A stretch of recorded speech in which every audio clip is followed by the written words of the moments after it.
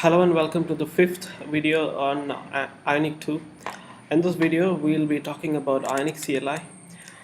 So if you remember in the first video, I talked about Ionic CLI. So Ionic minus V basically gives you the current version of Ionic CLI. So the current version that I'm using is 2.0.0 beta 32. So yeah, this is the current version of CLI that I'm using. When I do an Ionic serve like this, I'm basically using Ionic CLI and running the command called serve. So you know that this will open up a browser and then show me the app on the browser. Now I could do something like this: Ionic serve minus minus lab, and this would just give me three different windows, three different app, and that is based on Windows, Android, and iOS. So let's close this. Let this run.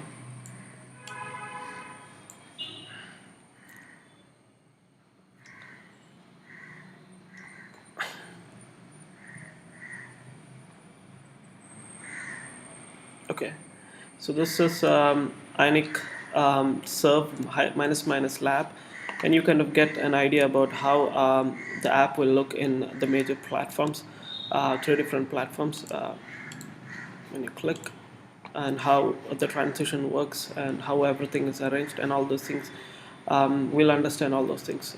Okay, now I'll just close this, and you can do an Ionic Info and get the details about. Okay, so I think I have some problem over here. Okay, so Ionic Info and not info. So Ionic Info will actually give the details of my current setup. For example, it will tell me the name, the current version of Ionic that I'm using, the current version of Node, npm, and all those things. But it seems to take a bit amount of time, so we'll just wait. So we have the Cordova version, which is 6.3.0, Gulp version, Gulp local version, Ionic framework version is beta 10, and Ionic CLI version is beta 32. So altogether, if you want to ask somebody about a doubt or anything like that, you can just run Ionic Info and just give him this information, and then it will be really easy for him to understand what kind of setup that I am using. So this is very handy when you want to ask some doubts in a forum or something like that. The next thing that I want to show you is Ionic minus minus help. So Ionic. Yeah, so basically what this is going to do is it's going to list the whole set of commands that Ionic has. Now we will see if we'll see a few of them. Ionic serve, Ionic generate. So we'll see what a generate is. So I can do an Ionic generate component or page, and I can define a page name, generated. So I can run this command, and what it basically is going to do is it is going to generate a page called generated, and it will add three files: generated.html, generated.scss, and generated.ts file. So if I go to my pages folder, you can see that it is already there. So you don't have to write all these things on your own. You can simply use Ionic Generator and then just create it. The good thing is that if you are if you are actually working in a team, if everybody follows the same, it is very difficult that people follow the same naming conventions and all those things. So you could generate pages or components or pipes using this, and it will just look the same for every other person. It also adds an import statement into app.core.css, so that our styles are also getting added. So if I go to app.core.css, you can see that my style wasn't added. Not sure why. Okay, so I have to add it. So I'll have to copy this, and then I'll have to add it over here. So basically what this is going to do is the styles for generated is to be written over here, and that will be imported over here, and app.core.css, when we build this, this file also will be built if we are importing it over here. So that's one other thing. Now Ionic generate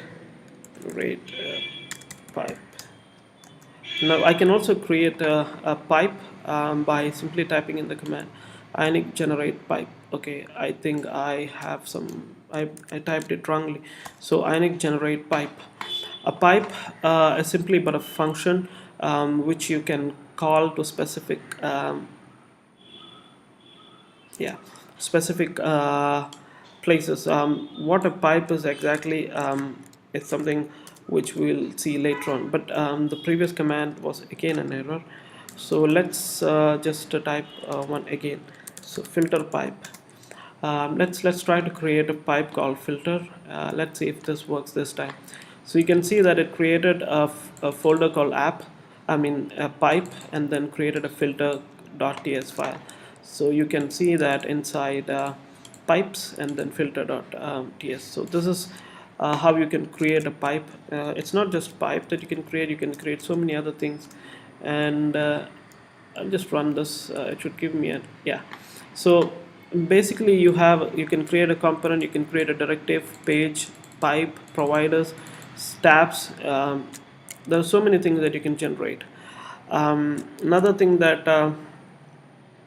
uh, you might use in future is Ionic run Android. So when you type in this command, what it is basically going to do is it's going to run this app on your phone. So right now we're not going to talk about that. Now I can also append live reload over here, and if you run this command like this, what will happen is that it will run it on the phone.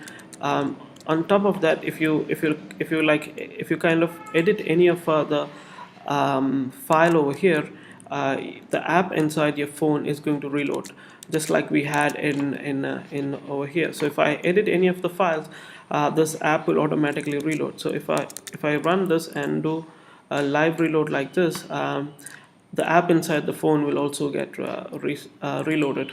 So you don't have to always run this and then edit it. Yeah. Now emulate build is, again, you can build the app and send it to some, distribute it. So that is there. Plugin add. You can add plugins, like if you want to add a plugin, for example, Ionic plugin. What plugin shall I add? Add, or if I just do Ionic plugin ls, it will list the plugins that is currently installed inside Ionic. Let's see if that works. Okay, it doesn't work. So basically, if I want to access camera, I can just install plugins using Ionic plugin. So I don't exactly remember what is the name of the plugin, so we're not going to go into that. Yeah. So then there is resources. Again, these resources are useful. For example, if you want to show a splash screen, you can run resources, and your app will have splash screen. Ionic upload, Ionic share is all something related to the Ionic IO website, which we are not going to look into right now. Then links, hooks, state, all these things not at the time being. So just wanted to give you a general idea about what Ionic CLI is and how powerful it is. So you can play with different commands, and then you know just understand the basic things. So that's it. Thank you for watching this video. Have a great day. Bye.